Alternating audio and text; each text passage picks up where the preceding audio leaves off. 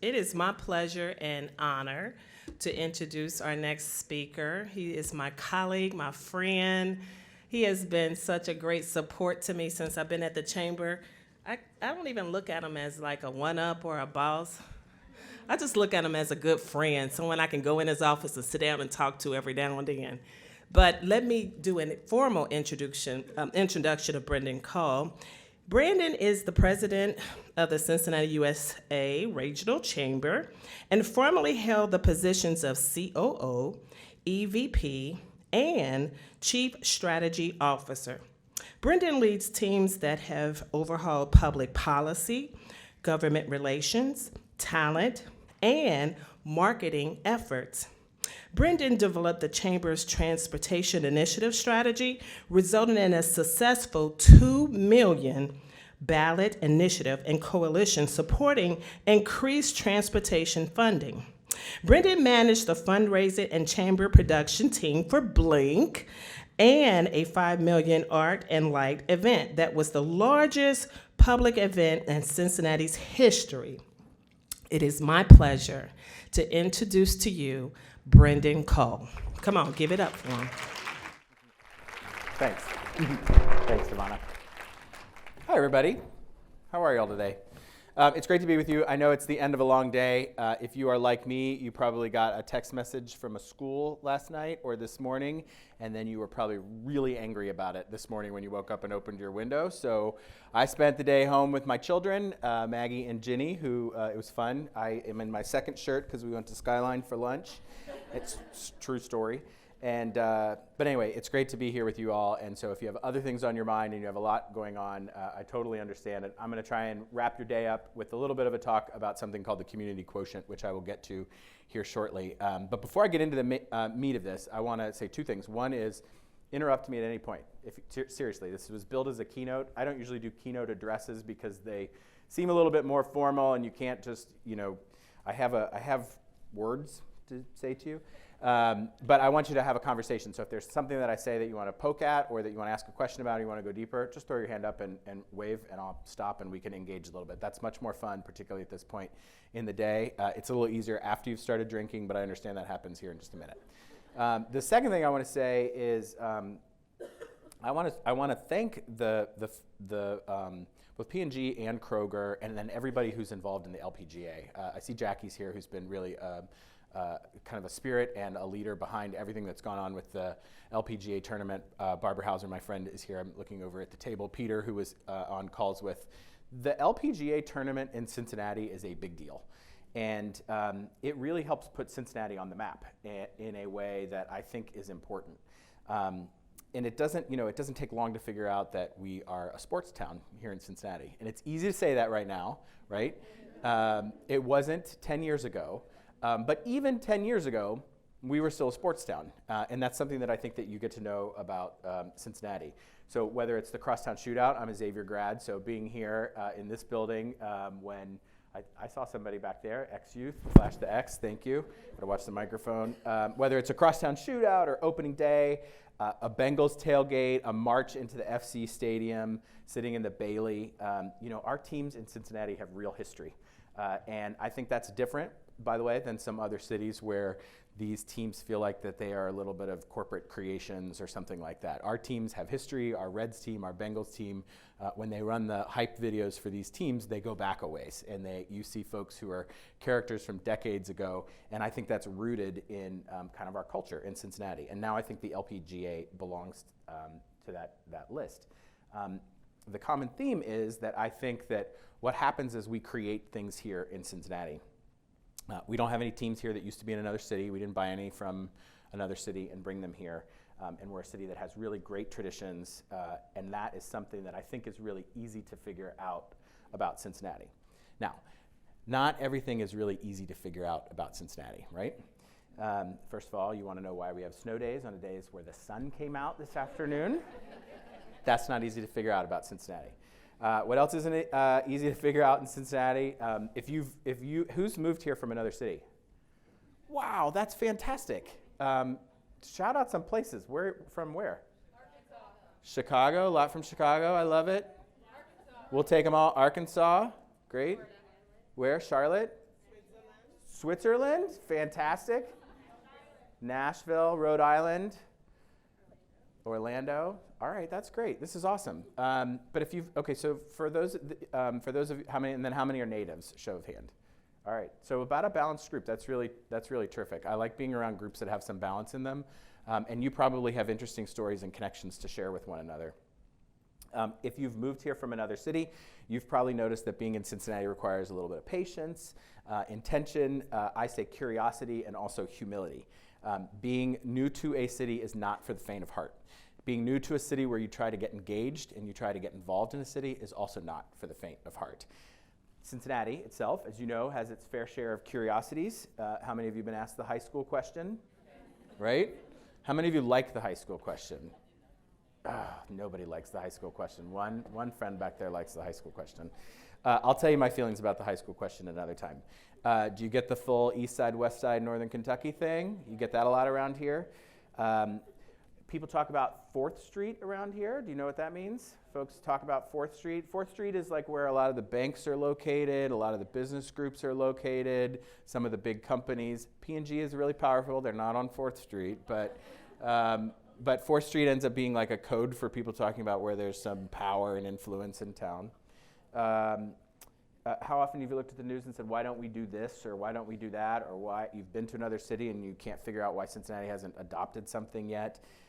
Did you wonder why it took 20 years to figure out how to build the companion to the Brent Spence Bridge? It shouldn't take that long. We've been talking about it. Why are there so many mayors in Hamilton County? There are 40-some mayors in Hamilton County. Does that really seem necessary?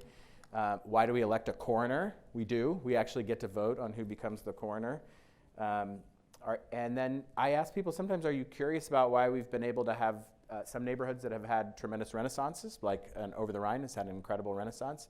We have some neighborhoods we could name that haven't had the same level of renaissance. And that is a head scratcher if you're not from here, sometimes saying, why have we been able to not replicate the success? So if you've had these kinds of questions, if you've moved to Cincinnati and if you've tested your patience and tested your humility and you've been curious about things, then hopefully you'll be interested in what I'm talking about today, was this idea of a community quotient. I'm going to try to get into what it is, and it doesn't take that long to explain, but hopefully what it'll do, what I'll be able to do is give you a little advice, humble advice, because you're all leaders in your own right, but some humble advice about how to navigate Cincinnati as you move into even greater leadership roles, which is what a program like this is preparing you for. So the idea of a community quotient came to me when we were working on our bus levy campaign a few years ago. And I will probably come back to that reference because it's a good example of where you have to have some level of a community quotient. The effort was to expand bus service in Cincinnati. It ended up being expanding bus service and then adding on some infrastructure funding as well. It was one of the most complicated issues in our region. For 50 years, this community, Hamilton County, had tried to figure out how to expand bus services in Hamilton County. We hadn't been able to do it. It had been on the ballot several times. It had always failed. It was fraught with issues of race and class and funding and taxes and business and you name it, this issue kind of had everything all wrapped up to it. When it was all said and done, in the middle of May of 2020, so think about what you were doing in May of 2020, speaking of being locked in your house with your children, if you have children, it passed by 930-some votes, so it was a squeaker. Election day was actually the day, if you remember that election, when they closed. We were supposed to go vote that day, and then they shut the primary off. So the night before the election, they said, sorry, you can't go vote. If you're running a campaign, you don't want to get that phone call. That's where this whole idea of the community quotient came in. It required this whole big coalition of people who were going to think broadly about what it would take to accomplish something very big. Everywhere it turned, it seemed like we were navigating some sort of new stakeholder group. We were hearing a different perspective from folks. Folks were telling us their story. They were talking about how they connected to the idea of buses from their own neighborhood. And we were finding people in all corners of the community who would help us figure out how to get something done. We were also running into people who could stop us in our tracks. And there were more than a few of those folks who, if we didn't figure out how to connect them, the whole thing would have come unraveled. What ended up happening is we had to figure out how to get this done. We had to figure out what it took to get this done. And that's ultimately what a community quotient is. Okay, so you've heard of what an IQ is. Everybody knows what that is. My IQ is No, I'm just kidding. Your IQ is just a number, and it's just a number. And frankly, it's kind of passé now. Like, I don't even remember people, they don't really talk about it. I think there was like a period in grade school where it was informative, but we all know what IQ is, and it's just basically right now, in this context, a substitute for your knowledge of a particular subject matter. Someone with a high IQ knows their stuff, right? Then there's the famous EQ, and it's kind of like that old Potter Stewart line that's about something else, is your EQ is you just kind of know it when you see it. And we've all interviewed people or worked with people who, when you walk out of the meeting and then you're like, oof, man, they don't have a very high EQ, do they? They just can't read the room, they're not empathic, they don't know how to relate to anybody. You just kind of get a sense of somebody who has a low EQ. It started with a book by Daniel Goleman that was called Emotional Intelligence, which actually is a pretty good book. It was all the rave in business circles for a while. Most people now have not really read it.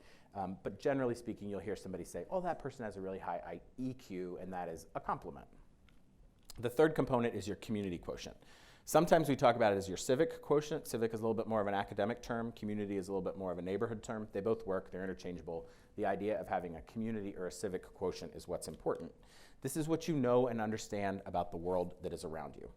It's not about reading The Economist. It's not about reading the New York Times. It's really about what's happening in your local community. It's about understanding how things work. It's about understanding what traditions matter, about who has power, who is a leader, who is a follower. What do people care about, and what ends up moving people? What I believe, and why I hope this is relevant to you, and why I hope you think about it, is that good leaders are going to have all three. Now, a good leader at your company can have a really great IQ and a really great EQ. Take a CFO. Brilliant CFO in your organization. Maybe they're awesome with numbers. Maybe they can run the spreadsheets. Maybe they're thoughtful about thinking about mergers and acquisitions, and they're really terrific. I would categorize that as having a high EQ. Maybe they're also very connected to their people, and they're a good leader, and they listen, and they're thoughtful about what kind of policies and procedures matter. They show up well, they have a good personality, they have a high EQ. That might be a really good leader, but a really great leader is going to have something like a CQ. What they're going to do is they're going to know their stuff, they're going to know their people, and they're going to know the community that exists around them.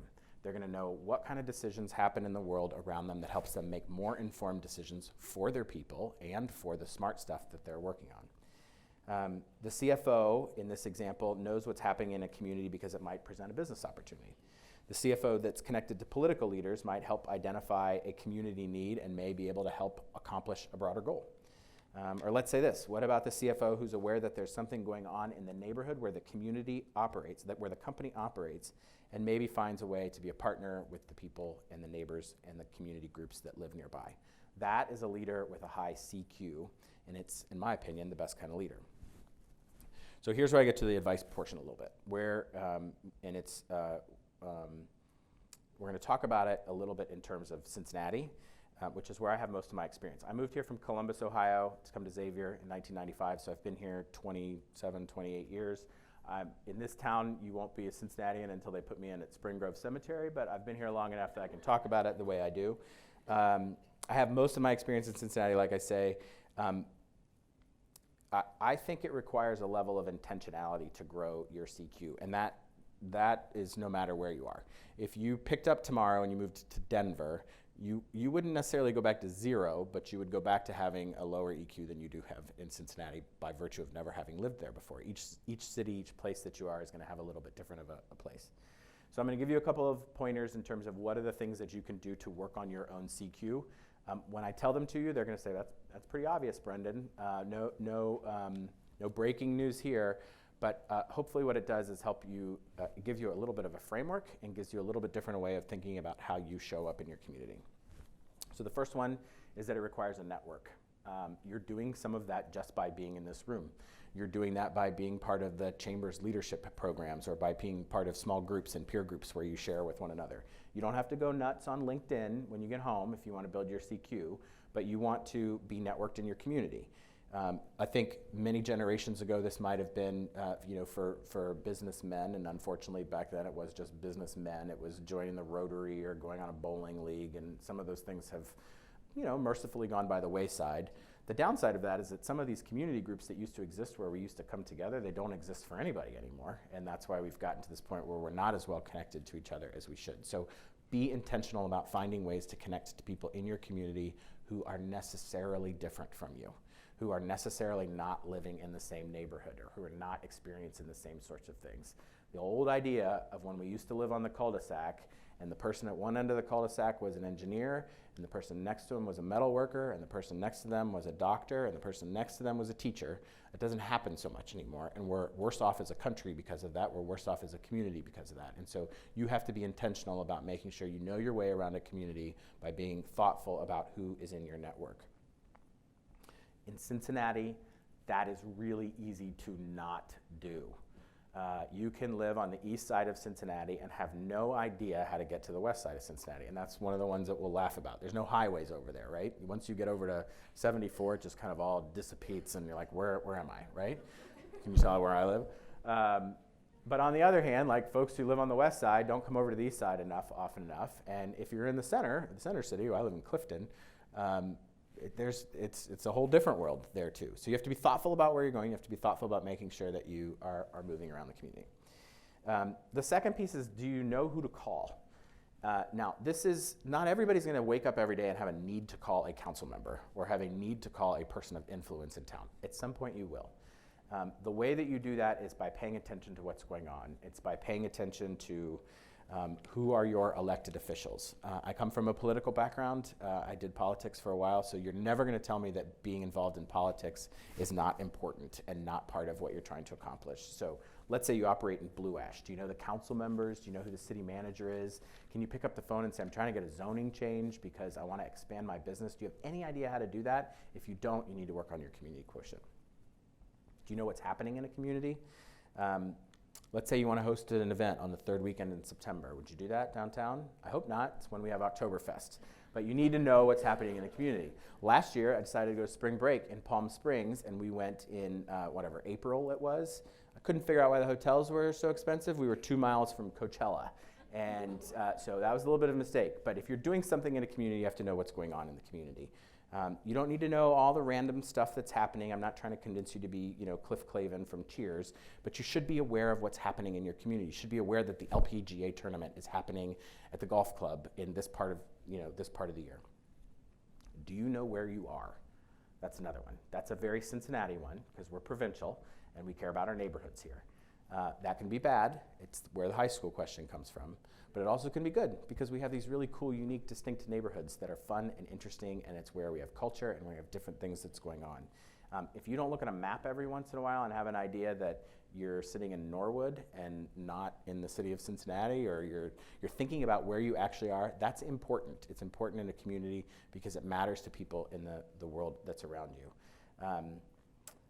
I always say that our communities are distinct and confusing, but it's not an excuse to not learn that there's a difference between Fort Thomas and Fort Mitchell. So take your time to figure out what's going on in the community that's around you. The next one is figure out who the real leaders are. Many communities have leaders of stature who aren't necessarily elected. These are persons of influence. Let's face it, some of them are people who have money. That's the way communities work, but a lot of times they aren't. In the example of the bus levy, there was a person who had incredible stature, who happened to be a bus rider with a very large Twitter following. His name was Cam Hardy, and he was as important to figuring out how to pass the bus levy as was the powerful lawyer who worked at a law firm on 4th Street who helped us make sure that the Republican Party was aligned with us when we were trying to pass the bus tax. There are other people in this community who have gone a long way, folks like Marion Spencer, who, God rest her soul, was a legend in this town and did so much in this community. So there are more questions to ask yourself about what your community quotient is. Where do people get their news? How do you figure out how to communicate a message? Who are the gatekeepers for getting things done? Who are the idols? Not all of this, by the way, is related to people who just have traditional power. I often tell you that a high CQ in a community requires that you understand who's who and what's what. And it's not always the who's who in a boardroom and the what's what that's in the newspaper. It goes deeper. It requires an inclusive perspective and a very wide lens. I can talk to you about the bus levy all night long and what we had to do to make sure that we were navigating certain rooms. I remember going to a Perkins. Well, it wasn't called Perkins. It was an old Perkins. Do you remember what Perkins was? In Harrison, Ohio. And Harrison, Ohio is it's as far west as you can go. You can see Indiana from your house, as the joke goes. And I met with a group out there when we were talking about the bus system, and I was a diehard on passing this thing. And I had such an unfortunate conversation because I went out there just thinking I could just give my spiel on why the bus system was important. And they said, we don't want any buses out here. And I was like, oh.